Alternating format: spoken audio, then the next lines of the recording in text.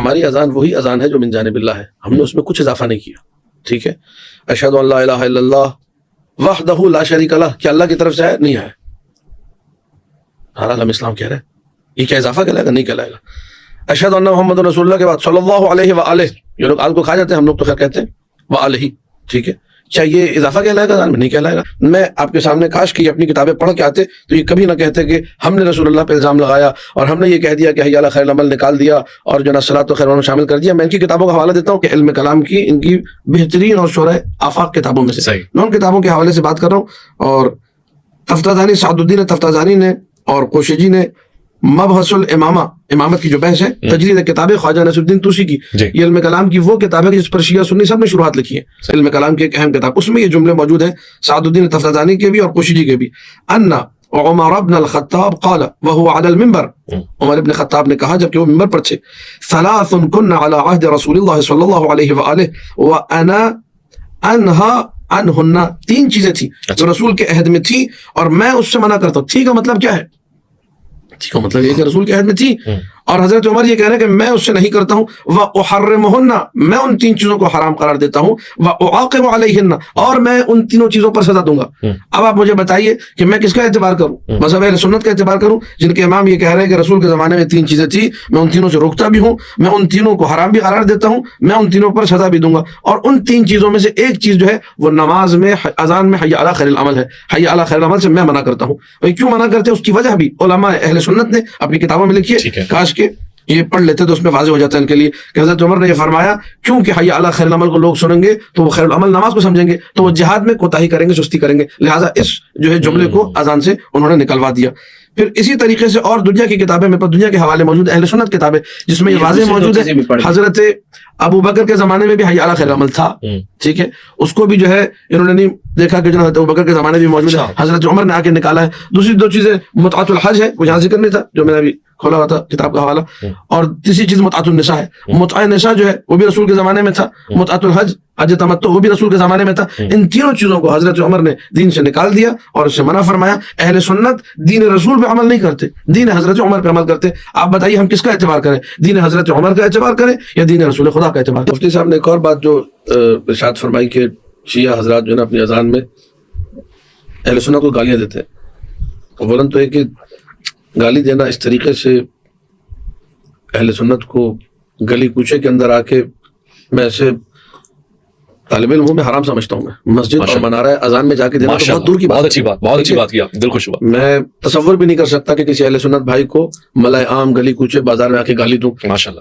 تو وہ گھر جو خدا سے منسوب ہے، خانہ خدا ہم کہتے ہیں مسجد کو، جو مسجد ہے جو خدا کا گھر ہے جہاں پہ ہم لوگ بہت ساری وہ رعایتیں کرتے ہیں جو شاید گلی کوچے میں نہیں کرتے.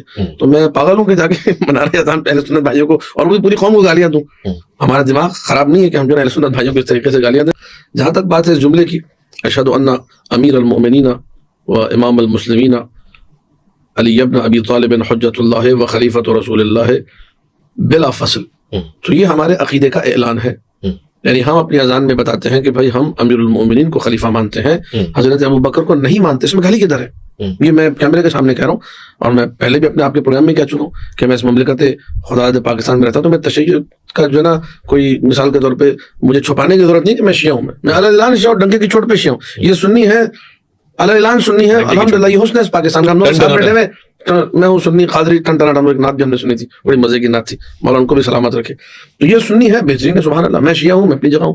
میں اگر یہ کل کو آگے کہیں اذان میں، ٹھیک ہے، یا ویسے ہی کہ اپنے مجلس میں گئے، لیکن کہ عالم دین کا خطبہ بھی ہم نے سنا تھا، اشہد ان ابا بکر خلیفۃ رسول اللہ بلا فصل، تو ہمیں تو کبھی بھی نہیں لگا کہ ہمیں گالی دے رہے ہیں. آپ کا عقیدہ یہ ہے بھائی، آپ حضرت ابو بکر کو خلیفہ بلا فصل مانتے ہیں، آپ کو مبارک ہو. ہم نے تو نہیں کہا کہ آپ ہمیں گالی دے رہے ہیں. ہم جب یہ کہہ رہے ہیں تو آپ کو کیوں لگ رہا ہے کہ ہم گالی دے رہے ہیں؟ ہاں یہ ضرور ہے کہ جب آپ کہیں گے کہ حضرت ابو بکر خلیفہ بلا فصل ہے، اس میں ہمارے عقیدے کی نفی ہوتی ہے، اور جب میں کہتا ہوں کہ امیر المومنین علی خلیفہ بلا فصل ہے، اس میں آپ کے عقیدے کی نفی ہوتی ہے، لیکن اس میں گالم گلوچ کا کوئی تصور نہیں ہے، اور یہ اس کا لازمہ ہے، تشریح نہیں ہے. ہم کہتے ہیں امیر المومنین خلیفہ بلا فصل ہیں. اہل سنت برادران ہمارے بھائی وہ چوتھا خلیفہ مانتے ہیں، ہم لوگ پہلا خلیفہ مانتے ہیں، اور یہی تشیع اور تسنن کی شناخت ہے. اگر اس کو نکال دیا تو ہم سب ایک ہو جائیں گے، پھر شیعہ سنی رہے گا ہی نہیں کوئی. آپ نہیں چاہتے ہم ایک ہو جائیں؟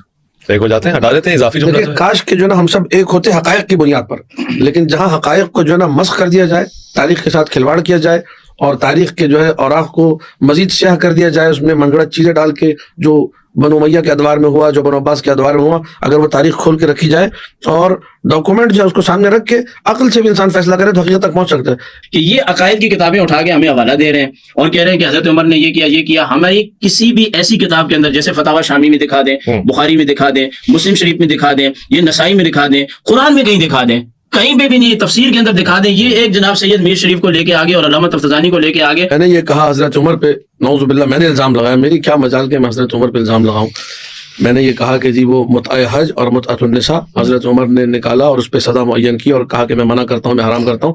یہ میں نے ان پر الزام لگایا. میں نے الزام لگایا. اچھا, یہ تفسیر مفاتیح الغیب, تفسیر مفاتیح الغیب, فخر الدین رازی کی کتاب ہے, اب کیمرے پہ ریکارڈ ہو رہا ہے میں سب کے سامنے.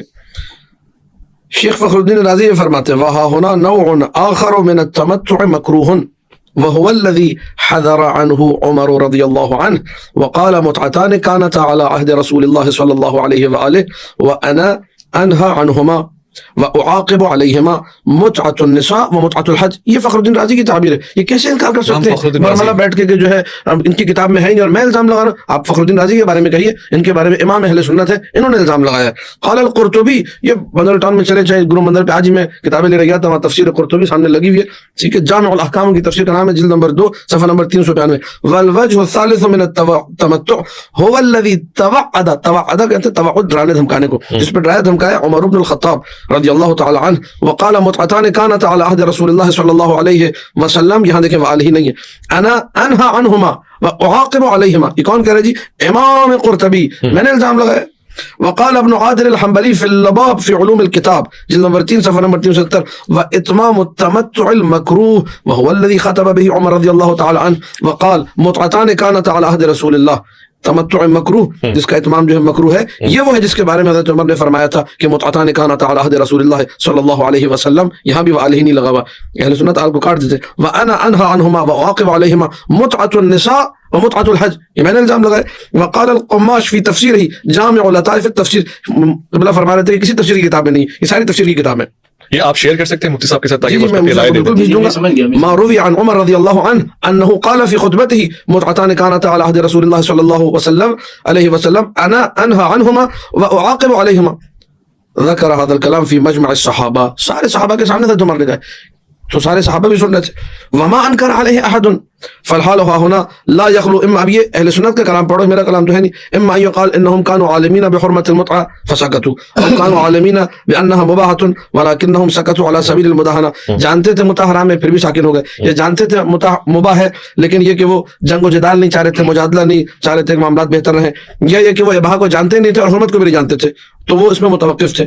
تو یہ ساری کی ساری جو بحث ہے, یہ میں نے تو نہیں لکھی اس کتاب کے اندر, تحریف تو نہیں کی, کتاب بازار میں موجود ہے, جا کے خریدے. میں پاگل تو نہیں ہوں کہ حضرت عمر جیسے عالم اسلام کی قضاوت شخصیت پہ الزام لگاتا ہے, وہ بھی کیمرے کے سامنے. لہٰذا میں نے جو بات کی ہے اس کی یہ ساری دلائل جو ہے موجود ہیں. پاکستان, ٹھیک ہے, اسلامیہ جمہوریہ پاکستان, ان سے گزارش ہے پاکستان کا آئین پڑھے جا کے, ٹھیک ہے, اس آئین کے اندر سب کو حقوق دیے گئے اور قرآن اور سنت کے مطابق یہ آئین بنا ہے. اگر یہ ادعا کر سکتے تو کریں کہ قرآن خالی حنفی ہو گئے, پاکستان کا آئین قرآن کے مطابق. لہٰذا یہ کہنا کہ اسلام جو ہے نا فقط اہل سنت ہے, میں بھی سینہ ٹھوک کے کہتا ہوں کہ اسلام فقط شیعوں کا ہے. ان کو اچھے طریقے سے پتا ہونا چاہیے کہ امام رازی کے حوالے دے رہے ہیں, اور یہ امام قرطبی کے, امام قرطبی مالکی ہے اور امام رازی جو ہے وہ شافعی ہیں.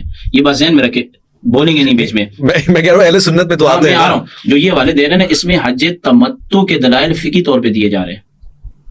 یعنی کہ حضرت عمر رضی اللہ تعالیٰ عنہ منع کرتے تھے, وہ کوشش کی جا رہی ہے کہ یہ حضرت عمر رضی اللہ تعالیٰ عنہ نے کیا, یہ شافیوں کا اور حنفیوں کا ایک دلائل ہے. جتنی حدیثیں انہوں نے پڑھی ہیں اس کے آخر میں دیکھ رہا تھا ابھی کتاب میں, نہ تو بخاری کا نام آیا نہ مسلم کا نام. کی بات سے واضح ہو گیا کہ اہل سنت کا جو دین ہے نا وہ بخاری اور مسلم پر ہے. میری بات کے بیچ میں نہ بولے, میری بات کے بیچ میں نہ بولے, مجھے بات کرنے دیں. غلط بات نہیں کر رہا. آپ نے کہا کہ جو نا صحیح بخاری سے مسلم میں کہیں نہیں ہے. میں نے آپ کو دنیا کے حوالے دیا, آپ نے کہا صحیح بخاری سے مسلم میں نہیں ہے. اب میں آپ کو اگر صحیح مسلم دکھا تو اس کے بعد یہ کیا کہیں گے وہ بھی سماعت فرمائیے گا. صحیح مسلم میں یہی کہوں گا, بخاری سے دیں گے وہ بھی شافعی ہیں.